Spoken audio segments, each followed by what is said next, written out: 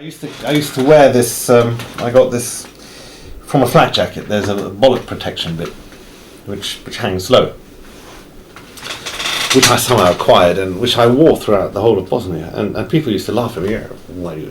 Because the logic is obvious. If you get a bullet in your balls, you're dead anyway. What I didn't want was to get a bit of shrapnel to emasculate me, and I'd still be alive, you know. So the bollock protection, if I get shot there, I'm dead. Otherwise, it'll keep my pride and joy functioning. And people used to laugh at me. Yeah, oh, fuck off, I don't care. I'll still be fucking when you know, when you won't. I went to see Francois one day and see him in action the day before, and a bit of spent shrapnel had hit him at the end of his penis. Okay, so they're our group of Englishmen, Francois, 10 of his sort of henchmen. There was a big group, maybe 30, 40 men. And Francois pulls his penis out. And it was awful. It was black and blue and swollen to the size of an orange. You know, it was like this, the end. And everyone, my God, yeah. Thank God it was a spent bit of shrapnel, because, you know, I'd have had... And I was looking at this, okay, go away. Some Croatian comes up to me, I'll give you 100 Deutschmarks for your body protection. Oh, I'll give you, I'll buy that off you. You want some hand grenades? I got like 10 offers to sell this, and it was a good moment, you know, you fucking morons. That's what happens.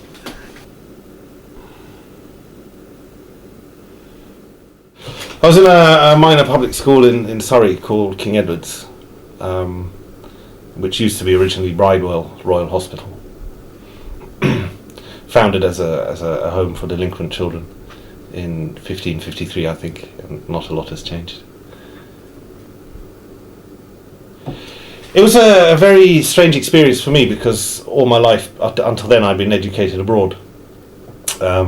Because my parents were moving around, I went to a series of international schools or local schools. I'd never been in a residential, never been in a boarding school before. In many ways it was quite a sort of traditional get beaten by the older boys type of establishment, and it was a bit of a surprise, really, although a good education.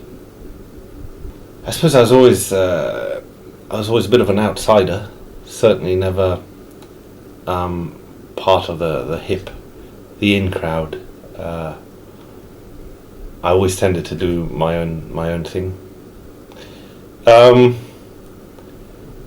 I became a bit of a naughty boy towards the end of my time at school, and they asked me to leave and just allowed me to come back for the exams for A-levels, which I couldn't really be bothered to do. So I sat through the exams, but I didn't really do very much. I read a lot of history, and I still do. I love history books. Not just the course books that I was studying at the time. I used to go to the library, and it was a very good school library. Get out as many books on European and British history as I could. Biographies, books dealing with a certain period. That was a major source of information. I felt that if you were acquainted with history, you must be able to recognise recurring patterns. Whether I've ever been able to do that, I don't know, is a different matter, but I don't think I had any concrete ambitions as to a career path. I wanted to have an interesting life. I didn't just want to spend my life working, in the hope of one day having a pension and owning my own home, and and that's it, really. I wanted to travel a lot. I wanted a certain amount of adventure. I wanted things to be interesting. I had a car accident which broke my left ankle very badly, and is still causing problems to this day. But eventually, I spent a couple of years waiting for compensation while I worked in Holland, doing a series of ridiculous jobs. And when this money came, I finally decided, it was £10,000 or something. I decided, it's now. I've got the money, I've got the time. I'll go travelling. I was in Taiwan teaching English for I'd been there I was there for about a year, and I kept reading about it, and I kept feeling that history is happening here, and I'm missing it. You know, I'm stuck teaching English in Taipei, and what might possibly be the last European war is about to take place, and I'm the other side of the world. At the same time, I started to feel,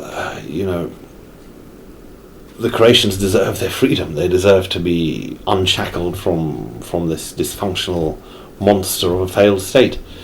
And I really wanted to be there. I wanted to see it happen. I thought, I started to think, do they take foreigners? Well, can I join their army? I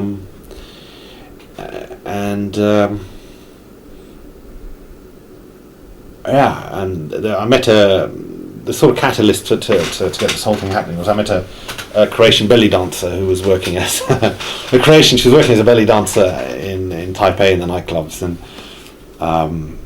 relatively small English speaking community there. I was speaking to her about it, and I said, God, I'd love to go and join the Croatian army, and I haven't got enough money, I don't think, to get myself to Europe and so on. And she was going, she very much wanted to do something for her country as well. So, over the course of a couple of weeks, I suppose the possibility arose, and she suggested the idea that she paid for me to go to Croatia.